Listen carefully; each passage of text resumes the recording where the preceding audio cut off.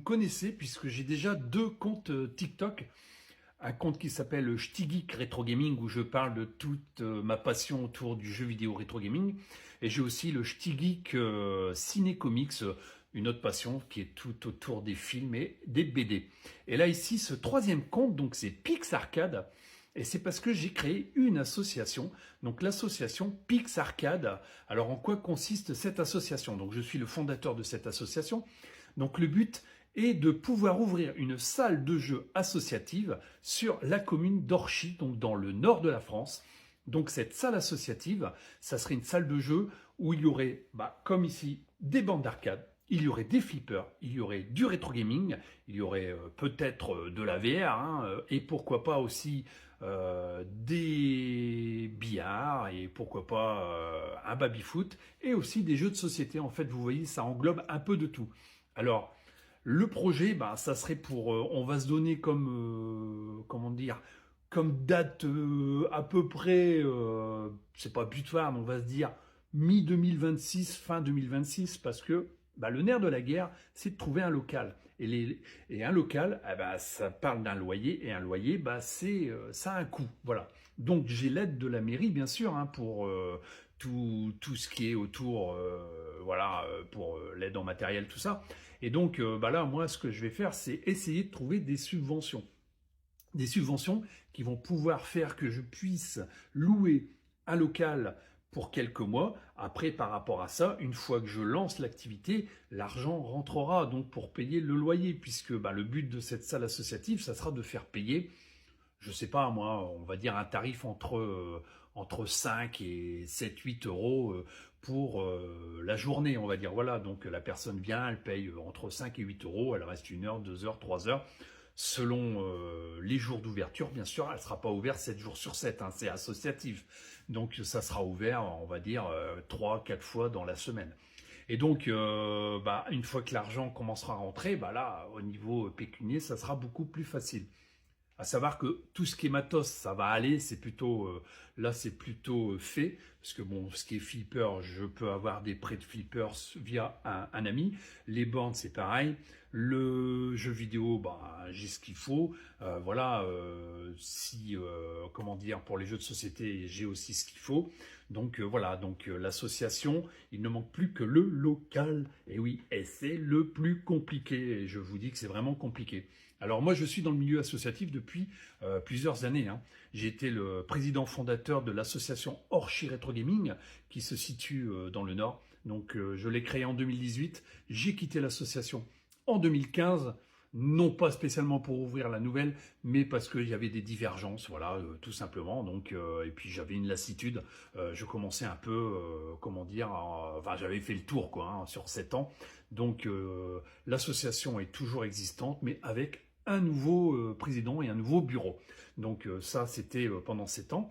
Avant Orchy Retro Gaming, j'ai été dans 2 associations où on faisait du jeu vidéo. C'était donc, il y en a une qui est très connue dans la région, c'est Ordi Rétro, donc qui se situe à Lille, où là j'ai pu comment dire, participer à des salons, des expos, et puis aussi dans un petit village où j'habitais avant, où on avait une association qui s'appelait Culture Loisirs, et où on avait lancé, c'était en 2015 ou 2016, des salons geeks dans un village de 1400 habitants. On a eu 4 éditions, je crois, oui, il y a eu 4 éditions, et ça a fonctionné super bien. On faisait aussi des rencontres jeux vidéo, des tournois, mais c'était pas une association de jeux vidéo, c'était une activité dans l'association. Donc vous voyez, au niveau associatif, et avant j'étais dans le sport, ce qui n'a rien à voir, mais qui est quand même aussi le monde associatif. Donc j'ai la connaissance du monde associatif. Donc l'association Pixarcade, elle est créée, donc ça y est, tout ce qui est document administratif, c'est fait, on est OK.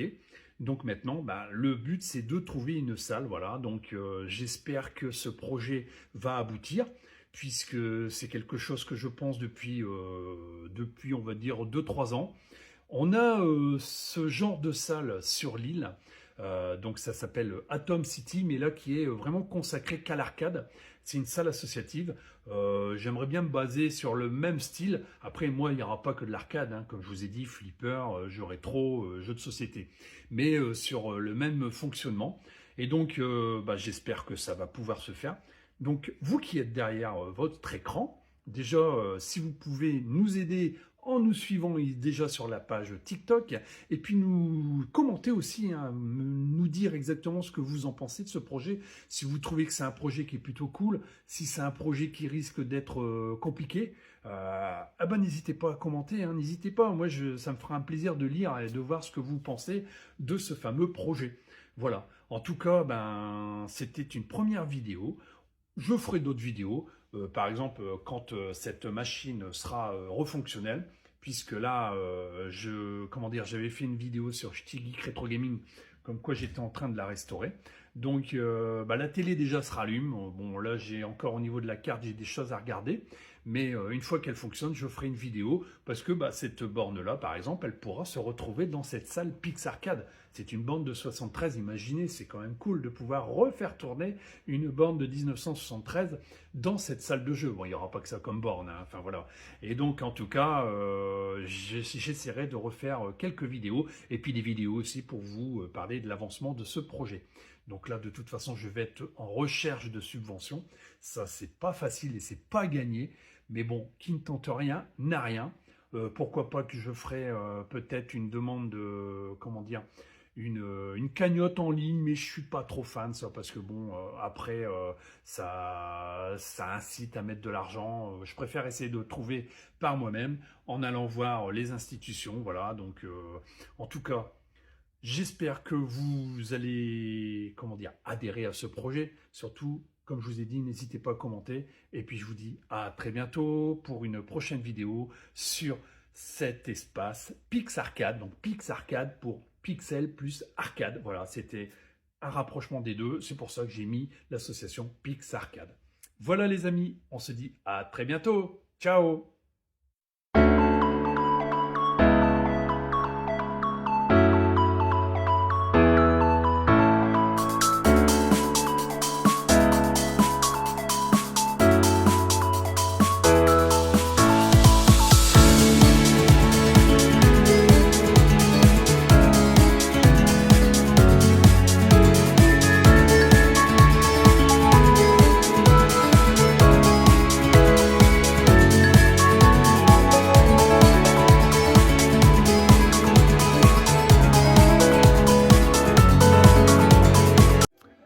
Bonjour à tous, donc ici nous sommes un vrai pour la journée du jeu.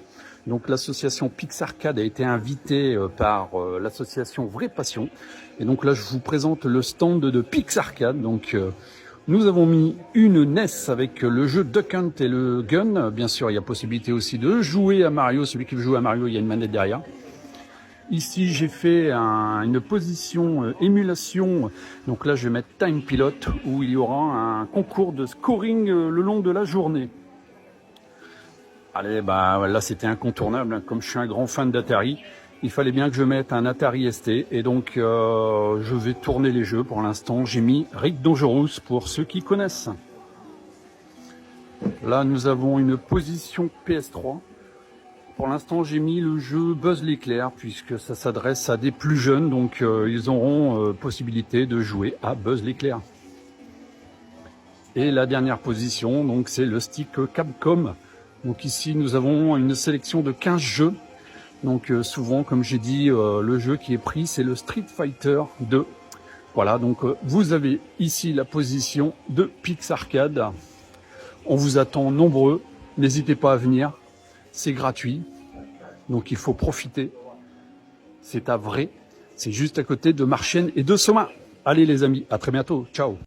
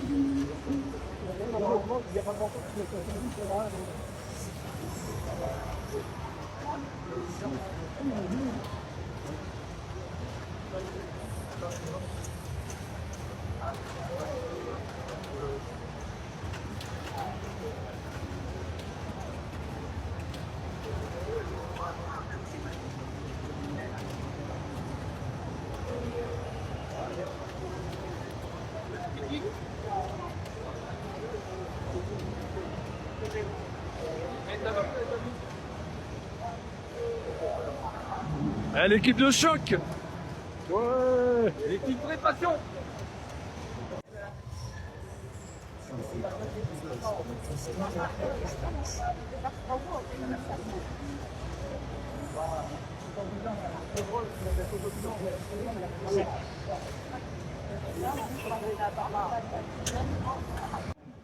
Alors nous avons aussi quelques darts, ça c'est pas mal aussi.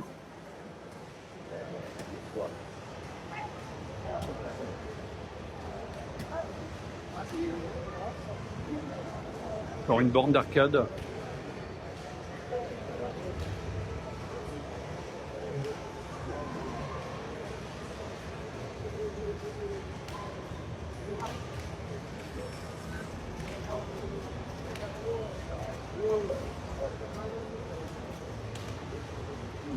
Un petit Star Trek.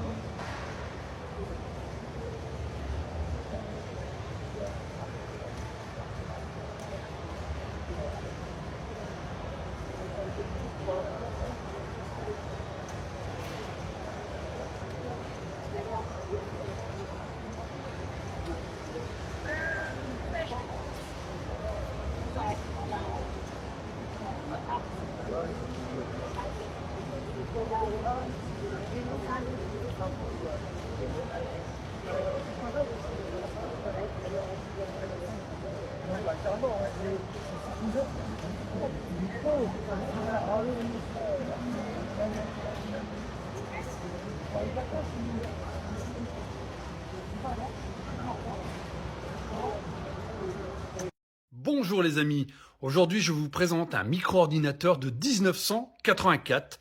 Et ouais, déjà plus de 40 ans. Il s'agit du l'Excel 100. Alors il a fait partie du plan informatique pour tous. Donc si vous voulez le découvrir, si vous ne le connaissez pas ou si vous voulez revoir comment c'était, eh ben allez, restez avec moi, à tout de suite. Et voici donc l'Excel 100. Donc ce micro-ordinateur a été fabriqué par la société Excel Vision. Je ne sais pas si vous vous souvenez de cette marque. Donc cet micro-ordinateur est sorti en 1984. Donc déjà ça fait plus de 40 ans.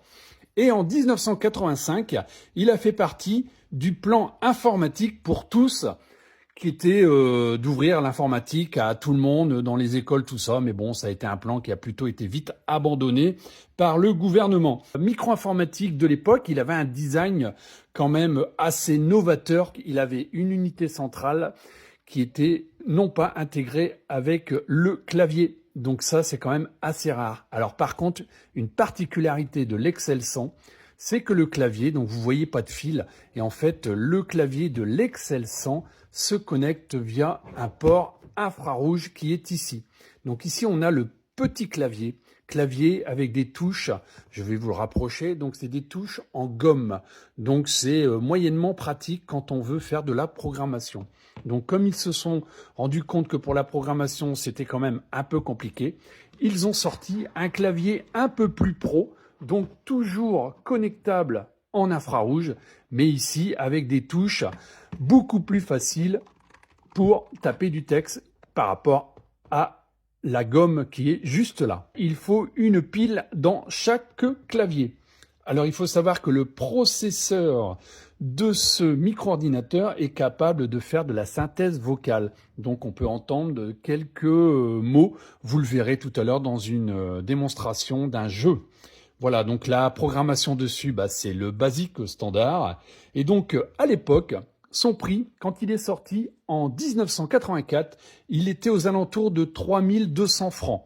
Et l'année suivante, sûrement dans le cadre du plan informatique pour tous, il avait baissé à 2700 francs. Voilà. Donc il faut savoir que son microprocesseur, il est cadencé à 4,9 MHz et qu'il a une RAM de 34 kilooctets. Il faut savoir que donc ici, on a un lecteur de cartouches et ici, nous avons le lecteur de cassette pour enregistrer nos programmations ou pour lire des programmes. Donc les cassettes, bien sûr, pour ceux qui ne savent pas, ça se présente comme ceci. Là, ici, nous avons une boîte. Donc là, c'est un jeu de cartes et donc nous avons la cassette que nous devons mettre dans le lecteur qui est là. Et donc, je vous disais qu'il a des cartouches. Donc, l'Excel 100, il a des boîtes comme ceci. Donc là, ici, c'est un jeu. Donc là, ça s'appelle Guppy. Donc le Guppy, c'est un clone de Pac-Man. Voilà, donc vous allez voir ici, vous voyez, c'est un clone de Pac-Man. Et donc, vous avez donc une grande boîte pour une petite cartouche. Alors voilà, je vais vous présenter la cartouche. Vous voyez comment ça se présente au niveau de la cartouche. Et vous me dites, mais comment ça fonctionne? Et en fait, ici, on doit tirer. Ah, elles sont assez difficiles. Moi, j'ai mes cartouches qui sont un peu difficiles. Voilà, hop. Et quand je clique, vous voyez, il y a la possibilité, donc, ensuite, de l'insérer ici, au niveau du lecteur de cartouche. Pour allumer le micro, il faut déjà allumer l'écran ici. Donc, on tourne la molette. Voilà. Donc là, il y a un voyant comme quoi il est allumé. Et ici, je mets en action. Là, ici, vous avez donc le clone de Pac-Man. Alors, pour jouer, il nous dit d'appuyer sur 1 ou 2. Donc, j'appuie sur 1. Voilà. Et donc là, avec les touches ici, je dirige mon petit Pac-Man. Alors, c'est pas très pratique avec les touches. Alors, il faut savoir que dans l'Excel 100, il y avait des manettes de fournies, mais moi, je ne les ai pas. Alors, les manettes, on les mettait ici. Ici, ce clapet, là, il s'ouvre. Et à l'intérieur, il y avait 2 manettes sans fil. Malheureusement, je n'ai pas les manettes sans fil, donc je suis obligé de jouer au clavier. Donc, on va changer de jeu. Le prochain jeu que je vous propose, donc, ça s'appelle Wither. Donc Wither, donc on voit un château, tout ça, on se dit waouh, c'est un grand jeu d'aventure, vous voyez ça là. Mais en fait, c'est tout simplement un clone de Space Invaders, en gros. Mais le petit plus dans ce jeu, c'est que vous allez voir, il a la synthèse vocale. Donc au démarrage, vous allez entendre une voix. Donc on va installer le jeu avec la fameuse cartouche, voilà, qui se trouve ici. Voilà, je l'insère au niveau de l'unité centrale et c'est parti, écoutez bien.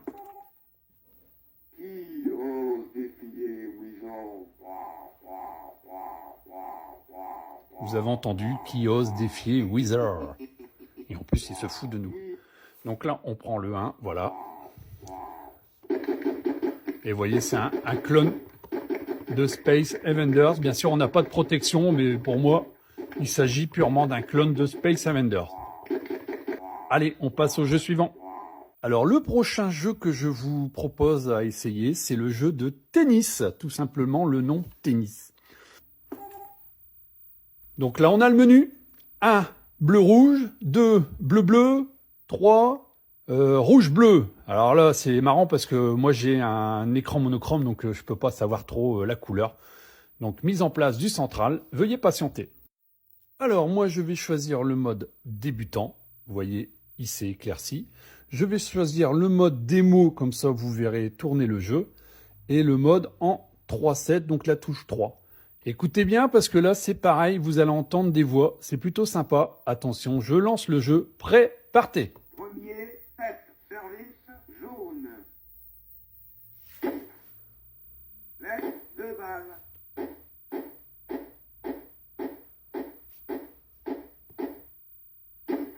Donc comme vous pouvez voir, il est quand même plutôt sympa au niveau graphisme. Voilà, c'était un jeu quand même pour 84 qui était plutôt sympathique au niveau du tennis. Ça nous faisait replonger dans Roland-Garros. Vous voyez, à chaque fois, il parle. Deuxième service. Quand même, pour l'époque, vous aviez tous ces sons. 15 à deuxième service. Voilà, les amis. Donc ça, c'était les jeux. Alors maintenant, je vais vous présenter aussi la possibilité de faire de la programmation. Alors au niveau des jeux, j'ai aussi ce jeu-là, mais là, je vais pas vous l'essayer puisque moi j'ai un moniteur monochrome, donc il aurait fallu que je le branche sur une télé couleur, parce qu'en fait c'est un jeu qui joue beaucoup avec les couleurs, donc pour les enfants comme pour les adultes. Voilà, donc ça je vous le montre pas, puisque sur un écran monochrome ça n'a pas d'intérêt. Donc comme je vous disais, après il y a possibilité de faire de la programmation. Donc on a ici le Excel basique. Donc c'est dans une grosse boîte. Donc pourquoi elle est si grosse et si lourde? Puisque dedans, nous avons un manuel qui nous explique comment faire de la programmation en basique. Et donc, bien sûr, derrière tout ça, il y a la fameuse cartouche à insérer pour faire du basique. Donc, on allume. Voilà, donc là, je suis sur la page pour faire de la programmation basique, donc Radiant. Voilà, donc bon, moi, je vais faire un truc tout simple, basique. Hein. De toute façon, c'est très simple. Hein. Par exemple, on met print 2 plus 3, Enter, égale 5.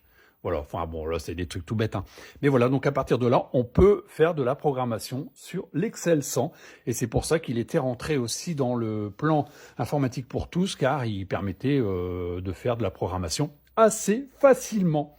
Voilà les amis, donc je vous ai présenté ce micro-ordinateur de 1984. Je ne sais pas si vous le connaissiez, donc en tout cas, n'hésitez pas à commenter en dessous de la vidéo, n'hésitez pas à liker et surtout, si vous êtes nouveau sur mon profil, n'hésitez pas à vous abonner. Voilà, en tout cas, les rétro gamers, là, c'était une ancienne machine que moi, je trouve plutôt sympathique, donc l'Excel 100, et moi, je vous retrouve très bientôt, soit sur un live, soit sur une vidéo. Allez, je vous dis à très bientôt, les rétro gamers.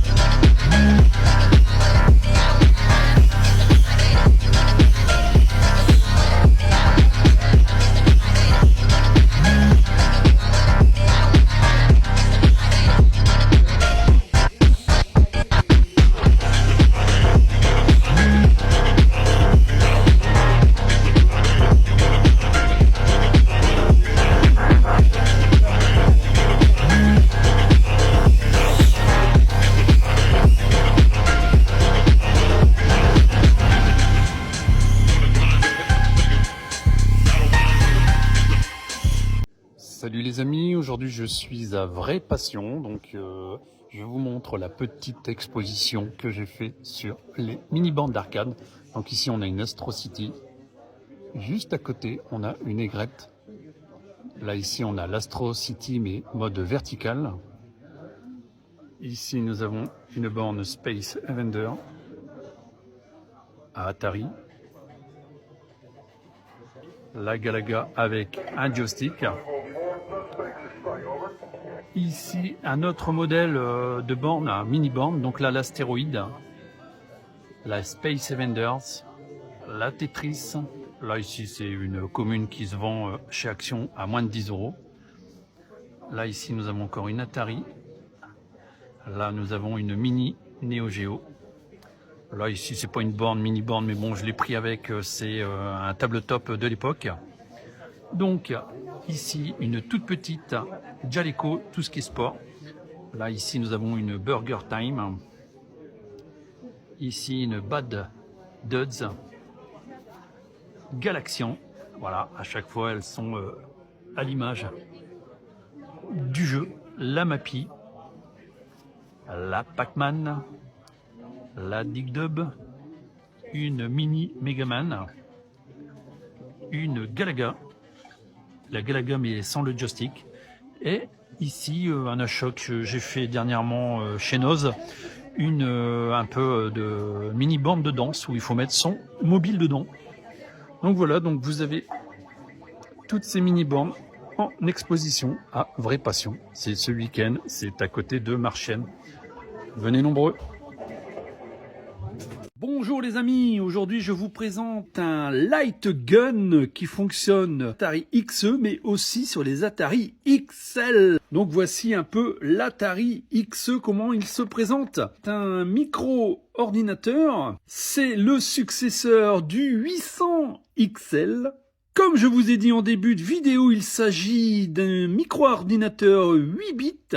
Mais alors la particularité du 130 XE, il a un look qui ressemble fortement et étrangement à la gamme des futurs Atari ST. Et donc sur ce type de micro-ordinateur, on pouvait y mettre un Light Gun. Donc c'est un pack Atari Light Gun avec le jeu Bug Hunt. Donc comme vous pouvez voir, le gun est très futuriste. Derrière la boîte, on vous montre un peu le style du gun. Alors moi, j'ai la chance de l'avoir en complet, donc dans sa boîte avec les polystyrènes et les notices, la notice du jeu Bug Hunt. Et ici, nous avons donc la notice du gun qui est très light. Et j'ai même encore le certificat de garantie. Voilà, s'il ne fonctionne pas, je peux encore l'envoyer chez Atari. Voici l'ouverture du fameux pack. Comme vous pouvez voir, le gun a un look incroyable. Et vous avez donc la cartouche de jeu Bug Hunt qui est fournie avec. Alors, ce pistolet optique est sorti en 1987. Il s'agit du seul pistolet optique de la gamme Atari XE XL. Voilà, donc il fallait viser sur les bestioles ici dans Bug Hunt. Alors, il faut savoir que ce style de matériel est uniquement utilisable sur des télés cathodiques. Sur nos nouveaux écrans plats, cela ne fonctionne malheureusement pas. Et donc avec, bien sûr, nous avons le jeu Bug Hunt. Alors en conclusion, il faut savoir que le pistolet n'était pas très précis, franchement, on va pas se le cacher. C'est pas une prouesse, franchement, ils ont fait ça vite fait, bien fait, et je trouve que c'est pas phénoménal. Mais moi, je suis content de l'avoir, voilà, donc c'est un objet que j'ai dans ma collection, étant un grand fan d'Atari, je suis très content d'avoir ce pack. Et vous, dites-moi en commentaire si vous connaissez ce gun, si vous l'avez, ou si vous avez déjà utilisé ce gun sur ce jeu-là, ou un autre jeu, car il n'y a pas que ce jeu-là de disponible. Allez, sur ce les amis, je vous dis à très bientôt pour une prochaine vidéo de présentation de matériel. N'hésitez pas à faire un petit like, hein, c'est toujours intéressant et ça fait plaisir. Et puis n'hésitez pas à commenter aussi. Et je vous dis à très bientôt. Ciao, ciao!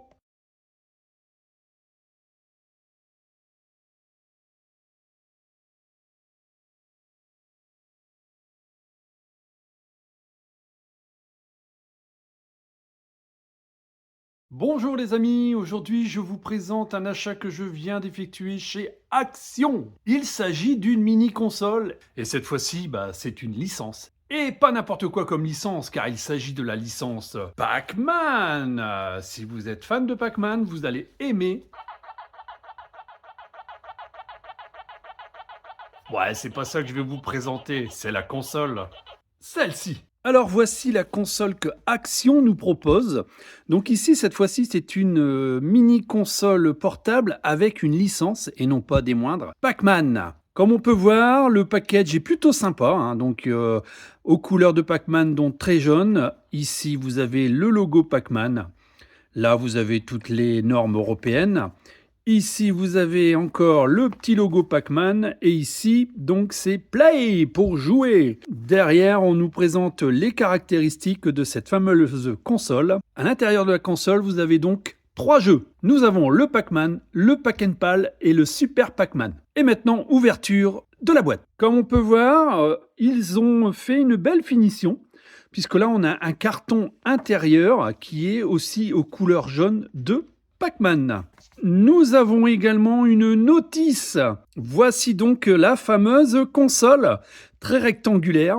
Donc on a un bouton A, un bouton B, la croix directionnelle. Ici, nous avons un bouton pour l'allumer. Et ici, pour le volume, plus ou moins. Derrière la console, nous avons le haut-parleur.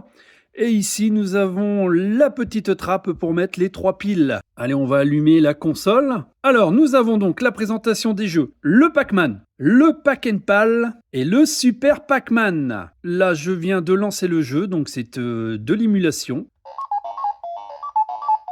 On entend que le son vient de l'arrière.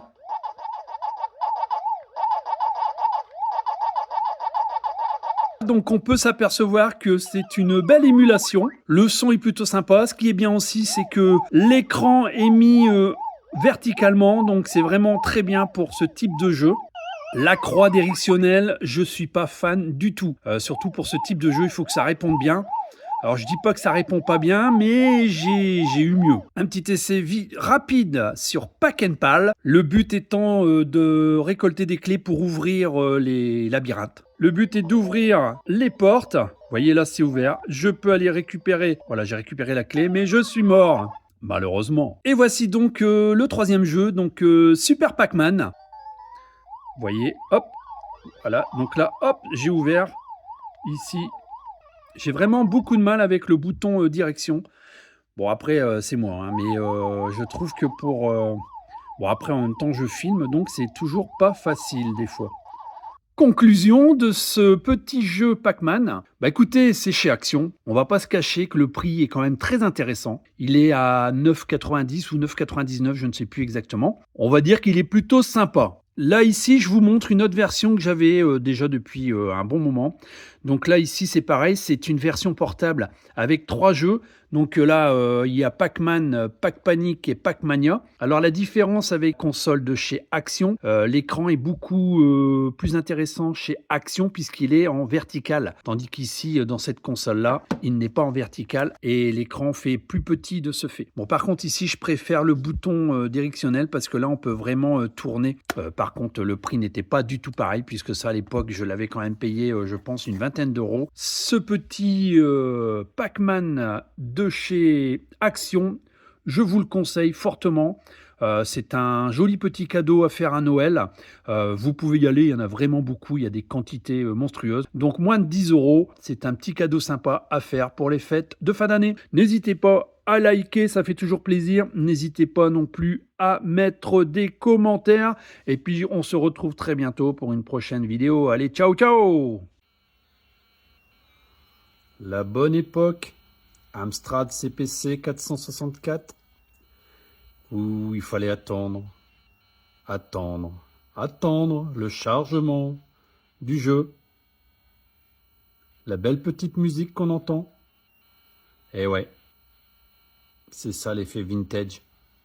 Hé hé hé. On avait le temps d'aller boire un café. Bon. Là, on va voir enfin l'image. You are Kung Fu. Vous voyez, lecteur Amstrad CPC 464 à cassette.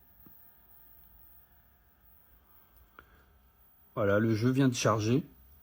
Ouais. Enfin, vient de charger. L'écran vient de charger, le jeu n'est pas encore chargé. On l'entend. Écoutez. Bon allez, je vais boire un café. À tout à l'heure. Bonjour à tous. Donc ici nous sommes un vrai pour la journée du jeu. Donc l'association Pixarcade a été invitée par l'association Vraie Passion. Et donc là je vous présente le stand de Pixarcade. Donc nous avons mis une NES avec le jeu Duck Hunt et le Gun. Bien sûr il y a possibilité aussi de jouer à Mario. Celui qui veut jouer à Mario, il y a une manette derrière. Ici, j'ai fait une position émulation.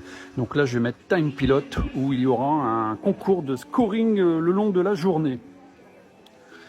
Allez, bah là, c'était incontournable. Comme je suis un grand fan d'Atari, il fallait bien que je mette un Atari ST. Et donc, je vais tourner les jeux. Pour l'instant, j'ai mis Rick Dangerous pour ceux qui connaissent. Là, nous avons une position PS3. Pour l'instant, j'ai mis le jeu Buzz l'éclair puisque ça s'adresse à des plus jeunes, donc ils auront possibilité de jouer à Buzz l'éclair. Et la dernière position, donc c'est le stick Capcom. Donc ici, nous avons une sélection de 15 jeux. Donc souvent, comme j'ai dit, le jeu qui est pris, c'est le Street Fighter 2. Voilà, donc vous avez ici la position de Pixarcade. On vous attend nombreux. N'hésitez pas à venir. C'est gratuit, donc il faut profiter. C'est à Vraie, c'est juste à côté de Marchienne et de Sommin. Allez les amis, à très bientôt, ciao. Et ouais, j'ai encore une mini à vous présenter. Alors cette fois-ci, une mini du côté de chez Atari, toujours par le constructeur Retro Games, qui a déjà fait plusieurs mini, puisqu'il a fait le Commodore, il a fait l'Amiga. Et donc ici, une mini Atari. Vous voulez en savoir plus? Ah bah restez avec moi sur la vidéo. Voici donc la boîte de la The 400 Mini par Retro Games, est sortie en mars 2024. Qu'est-ce qu'elle fait exactement? Alors, il faut savoir que le clavier n'est pas fonctionnel et qu'elle est vraiment petite. Vous avez un catalogue de 25 jeux. Donc Star Riders 2, Berserk. Ici, nous avons Lee, Millipede et donc 25 jeux. Mais vous avez aussi la possibilité, via une clé USB, de pouvoir rajouter des ROM. Il est fourni avec une manette, donc elle émule le 400, le 800, XL, XE et aussi tout ce qui est 5200. Maintenant, nous allons découvrir l'intérieur de la boîte, enfin ce qu'il y a dans la boîte. À tout de suite. Voici donc la mini. Alors, je vais vous faire voir la taille. Vous voyez, je la prends avec ma main, elle est vraiment petite. Vous voyez, c'est vraiment petit. Derrière, nous avons un accès clé USB, l'accès HDMI, la prise alimentation secteur et le bouton pour allumer. Ils ont mis les câbles aux couleurs de l'époque, donc aux couleurs de la machine. Ici, vous avez un clavier, mais qui n'est pas, utilisable. Et devant, nous avons donc les 4 ports USB. Derrière, plaque d'immatriculation de la mini console, le fameux joystick. Donc joystick réplique comme à l'époque. Voilà, donc ce joystick, je le trouve un peu imprécis. Allez, maintenant on passe sur le test. Nous avons installé la mini sur la télé. Donc on va allumer la mini. Cette mini, au prix de lancement, était à 119 €. Pour moi, le prix de lancement, 119 €, c'est un peu trop cher. Et actuellement, on peut la trouver moins de 80 €. Je la conseillerais uniquement pour ceux qui sont vraiment fans d'Atari. C'est quand même beaucoup de titres de jeux qui sont difficilement jouables à l'époque actuelle. Parce que c'est du 8 bits, mais c'est pas du Nintendo NES, c'est pas du Master System. Un niveau en dessous. De toute façon, vous allez voir, je vais vous faire quelques essais de jeux. Il y a des bons jeux, mais il y a quand même, il y a des jeux qui ont bien vieilli et il y a des jeux qui sont très difficilement jouables. Alors là, vous avez le carrousel. On vous propose les jeux qui sont disponibles directement. Donc là, on a Airball, on a Astéroïde, Basketball, Battlezone, Berserk, Boulder Dash, donc lui, on le trouve sur plusieurs mini. Donc ici, Britzel, Capture the Flag, Centipede, Crystal Castle, El Electra Glide, Encounter, Flip and Flop, Henry House, Overbower, Lee, Mull, Millipede, Miner 2049, Missile Command, Ore Mine, Seven City of God, Star Riders 2, Wavi Navy, Yump, et puis là on revient, on refait le tour, Airball et ainsi de suite. Airball on le retrouve aussi, je pense, sur une autre mini. Pour avoir l'aide, on appuie ici. Il nous dit comment interagir avec la manette. Manette vers le bas, on a les sauvegardes. Pour le menu, voilà, paramètres d'affichage. Bah, on a deux choix. On a le 4 tiers ou le Pixel Perfect. Et on peut choisir un cadre. Donc, je reviens en arrière. On a la langue, mais c'est déjà en français. Paramètres avancés. On a les paramètres du système, donc c'est juste au niveau du son. Les informations système, mais bon là il n'y a pas de mise à jour possible. Là on peut éteindre la console, là on a les mentions légales et là on peut restaurer tout l'appareil aux paramètres de l'usine. Voilà, donc là je reviens tout simplement. On va essayer un jeu. Alors qu'est-ce que je vais prendre comme jeu? On va prendre Boulder Dash. Allez, là c'est les jeux qui sont préinstallés dessus, donc ça charge tout de suite. Hein. Voilà, j'ai appuyé sur Start. Donc, moi, je suis le petit bonhomme là-haut. Bon, après, c'est du Boulder Dash. Hein. Là, ça change pas. Hein. Donc, graphiquement, c'est un peu... Voilà, je suis mort. Bon, là, j'ai mal joué, mais c'est parce que je parle en même temps. Mais voilà, c'est graphiquement, voilà, c'est du 8 bits, quoi, tout simplement. Quand on veut revenir, on repart sur... le carrousel. Ici, on a un genre de jeu en 3D. Bon, c'est très particulier. Vous voyez, ça fait vraiment la 3D de l'époque. Centipede. On connaît très bien Centipede. Hein. Donc, c'est le petit verre que l'on doit diriger un peu partout dans un genre de labyrinthe. Voilà. Maintenant, moi, je vais mettre quelques jeux en plus. Donc, sur une clé USB. Donc la clé USB, je l'insère ici, je viens de mettre la clé USB, on a entendu un petit clic et je tombe sur ma clé USB, voilà tout simplement. J'ai des ROM qui ont été rajoutés, donc par exemple, allez on va prendre Donkey Kong, donc là on a le fameux Donkey Kong, donc on va le mettre en route. Voilà le Donkey Kong. Alors la manette franchement, elle est détestable. Franchement, elle va pas du tout. Moi, je la trouve pas du tout précise. Bref, voilà. Là, j'ai perdu. Et donc, quand on veut revenir sur le menu clé USB, on rappuie ici. Et comme sur les autres mini, on rappuie sur la clé USB et on retombe sur tous les jeux qu'il y a au niveau que j'ai rajouté en ROM, quoi, tout simplement. Et on relance tout simplement le jeu comme ceci. Donc là, ici, j'ai mis le fameux jeu où on doit traverser la route sans se faire écraser pour aller... Et voilà, vous voyez, j'en ai casé un. Voilà, et ainsi de suite. Et donc, automatiquement, on rappuie ici pour retomber sur le menu. Est-ce que je vous conseille d'acheter cette mini Atari 400? Sincèrement, si vous n'êtes pas fan d'Atari ou si vous n'avez pas connu cette époque, je vous le déconseille fortement. Puisque, comme je vous ai dit avant dans la vidéo, ça vieillit, ça a beaucoup vieilli. Il y a des gros hits, certes, de l'époque, hein, je parle des gros hits de l'époque, mais c'est pas franchement ce qui va vous plaire. Parce que en fait, il faut vraiment avoir connu ces jeux à l'époque. Certains jeux sont quand même, comme on peut le dire, très difficiles, hein, très difficiles, très même injouables. Donc par contre, ça respecte le design de la bécane qui était sorti donc dans les années 80, donc ça le respecte. Hein, par contre, en version mini avec un clavier qui est factice. Donc on a possibilité de mettre ses propres fichiers de jeu et il y a une sélection de 25 jeux. Mais à la sortie, je vous dis, c'était 119 €. Moi, je l'ai pris à la sortie parce que je suis un fan Atari. Je vais pas dire que je le regrette, mais bon, quand je vois que maintenant elle est en dessous de 80 €. Ça me fait un peu mal, surtout que, sincèrement, je l'ai pour la collection et je vais pas trop l'utiliser. Voilà, donc après, moi, c'est mon conseil. C'est bien de savoir que ça existe. Après, est-ce qu'il faut l'acheter? Je vais pas vous dire de l'acheter, parce que moi, je suis quand même, en étant fan Atari, je suis quand même un peu déçu. Je suis déjà déçu par rapport au prix où je l'ai payé, mais bon, ça, c'est de ma faute. J'ai voulu l'acheter tout de suite. Mais même au niveau des jeux... Parce que bon, il y a quelques jeux qui sont bien, mais même si on rajoute des ROM, il y a certains jeux qui sont quand même un peu difficilement jouables à notre époque. Voilà les amis, bah, j'espère que ça vous a plu. Surtout n'hésitez pas à liker, n'hésitez pas à commenter, bah, à me dire si vous adorez cette mini ou si vous la connaissez pas ou franchement suite à mon test, bah c'est clair que vous n'avez pas envie de l'acheter ou vous allez l'acheter. Ça c'est à vous de voir. Et puis si vous êtes nouveau sur la chaîne, n'hésitez pas à vous abonner. Voilà les amis, je vous dis à très bientôt pour une prochaine vidéo ou un prochain live. Allez, ciao les rétro gamers, on se retrouve très vite.